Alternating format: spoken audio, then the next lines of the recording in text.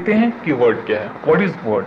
अ sound और letter और group of sounds और letter that expresses a particular meaning. कि कोई साउंड है या कोई लेटर है या फिर किसी लेटर का ग्रुप है जिसका कुछ मीनिंग निकलता हो, उसे हम वर्ड कहते हैं। किसको वर्ड कहते हैं?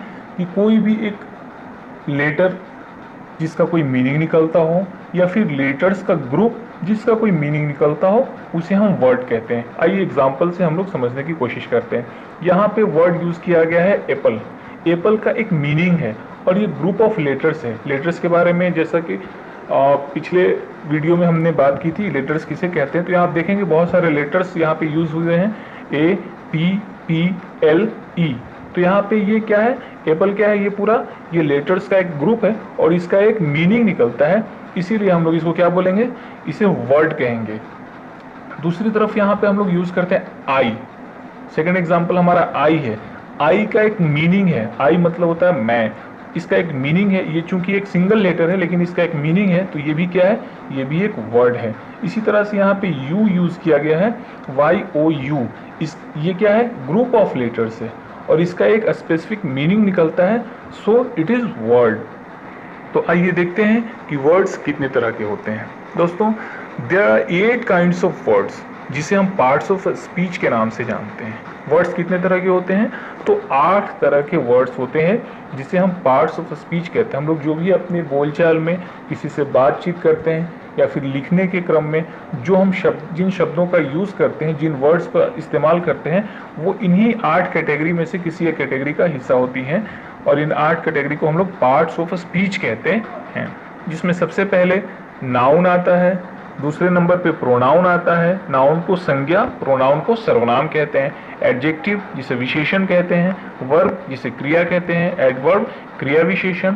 प्रीपोजिशन संबंध बोधक, प्रीपोजिशन संबंध बोधक, कंजंक्शन समुच्चय बोधक और इंटरजेक्शन विस्मयादि बोधक होते हैं। ये 8 जो हैं ये 8 काइंड्स ऑफ वर्ड्स हैं, यानी पार्ट्स ऑफ स्पीच हैं। तो आइए सबसे पहले हम नाउन के बारे में जानते हैं कि नाउन क्या है। Noun is the naming word.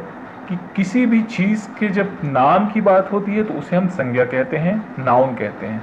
Anything, दुनिया में जितनी सारी चीजें नजर आ रही हैं सबका कुछ ना कुछ नाम है। जहां हम किसी चीज के नाम की बात करते हैं तो वो नाउन हो जाता है।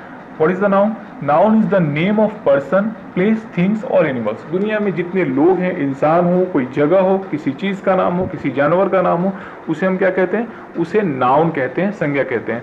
जैसे यहाँ पे जानिसार। जानिसार क्या है? किसी लड़के का नाम है। क्या है?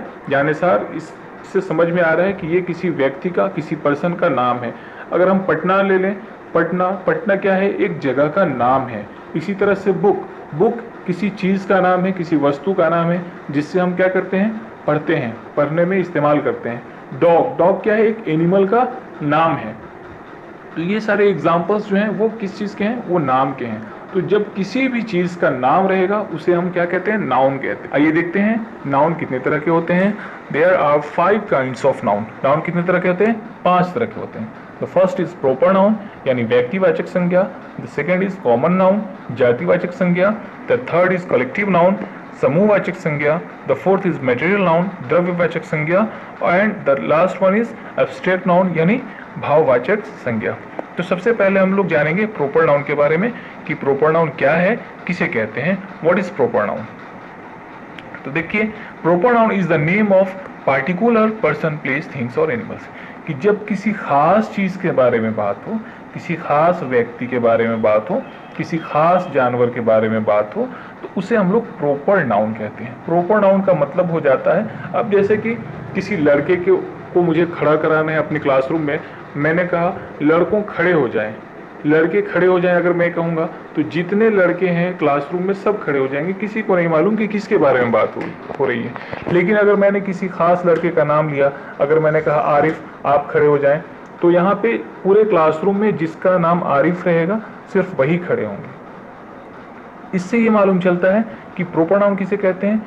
कि वैसा नाम जिससे किसी खास इंसान का या किसी खास जगह का या किसी खास चीज के बारे में पता चले, उसे हम लोग प्रोपर नाउन कहते हैं। जैसे पटना, मैं पटना जा रहा हूँ, तो यहाँ पे जो मैंने पटना यूज किया, तो पटना किसी खास जगह का नाम है।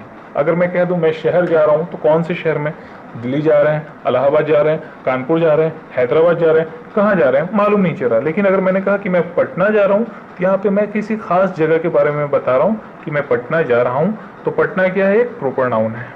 आइए देखते हैं कॉमन नाउन किसे कहते हैं। Common noun is the generic यानी कि नॉन स्पेसिफिक। जिस तरह से प्रॉपर नाउन में स्पेसिफिक था, पार्टिकुलर था, उसी तरह से कॉमन नाउन में क्या होता है, नॉन स्पेसिफिक नेम होते हैं। मीन्स कि जब किसी ऐसे नाम को लिया जाता है जिससे किसी खास इंसान के बारे में पता ना चले, किसी खास जगह के बारे में पता ना चले, किसी खास चीज़ के बारे में मालूम ना हो, उसे हम लोग कॉमन नाउन कहते हैं। जैसे कि अगर मैं कह दूंगा, मैंने जैसे कि लास्ट एग्जांपल दिया था कि लड़के जो है वो क्लास में खड़े हो जाएं, तो जितने लड़के होंगे सभी खड़े हो जाएंगे, तो ये कॉमन नाउन का एक हिस्सा था। इसी तरह से मैंने कहा था कि अगर मैं कहूँगा कि मैं शहर जा रहा हूँ, तो इससे ये पता नहीं चल रहा है कि शहर मीन्स कि कौन सा शहर, बहुत सारे शहर हैं, तो यहाँ पे ये क्या कौन सा है, ये कॉमन नाउन का एक हिस्सा है। अगर मैं कहूँ कंट्री, तो कंट्री क्या हो जाएगा, कंट्री जो है एक कॉमन नाउन है। अगर मैं कह दूँ अमेरिका, तो अमेरिका किसी खास कंट्री का नाम है, वो प्रॉपर नाउन हो जाएगा। जबकि यहाँ पे अगर मैं सिर्फ कंट्री कहता हूँ तो कंट्री तो बहुत सारे हैं दुनिया में, तो ये क्या हो जाएगा, कॉमन नाउन का एक हिस्सा है। इसी तरह से रिवर, रिवर जो वर्ड है वो कौन से कैटेगरी में आता है, ये आता है कॉमन नाउन में, क्योंकि रिवर्स तो बहुत सारे हैं दुनिया में, गंगा भी है, नर्मदा भी है, कावेरी भी है, यमुना भी है, सरस्वती भी है, बहुत सारी नदियां हैं, हमारे हिंदुस्तान में ही बहुत सारी नदियां हैं, है ना। लेकिन क्या है कि जब हम गंगा के बारे में बोलेंगे तो वो किसी खास नदी के बारे में कह रहे हैं, वहाँ वो प्रॉपर नाउन हो जाएगी। और यहाँ पे ये क्या है, रिवर सिर्फ कह रहे हैं, तो पता नहीं चलेगी किस नदी के बारे में बात हो रही है, तो ये क्या हो जाएगी, ये हो जाएगी कॉमन नाउन। आइए देखते हैं कि प्रॉपर नाउन और कॉमन नाउन में क्या डिफरेंस है। अब जैसे एक तरफ यहाँ पे प्रॉपर नाउन है, दूसरी तरफ कॉमन नाउन है। अगर मैंने आरिफ कहा तो आरिफ क्या है, किसी खास इंसान का नाम है। अगर मैंने बॉय कहा तो बॉय क्या है, ये किसी खास इंसान का नाम नहीं है, तो ये कॉमन नाउन का हिस्सा है। जबकि आरिफ क्या है, प्रॉपर नाउन का हिस्सा है। इसी तरह से पटना अगर हम कह रहे हैं तो पटना क्या है, पटना किसी खास जगह का नाम है, तो ये प्रॉपर नाउन हो गया। लेकिन अगर मैं सिटी कह रहा हूँ तो सिटी क्या है, किसी खास जगह का नाम नहीं है, ये कॉमन नाउन हो गया। इसी तरह से यमुना कहा गया तो यमुना किसी खास नदी का नाम है, तो ये प्रॉपर नाउन है। जबकि रिवर क्या है, रिवर किसी खास नदी का नाम नहीं है, रिवर मीन्स कि जितनी सारी नदियां हैं सबके बारे में बात हो रही है, ये कॉमन नाउन हो जाएगा। इसी तरह से माउंट एवरेस्ट, माउंट एवरेस्ट आप जानते होंगे हिमालय की सबसे ऊंची जो है पीक है, हाईएस्ट पीक है माउंट एवरेस्ट।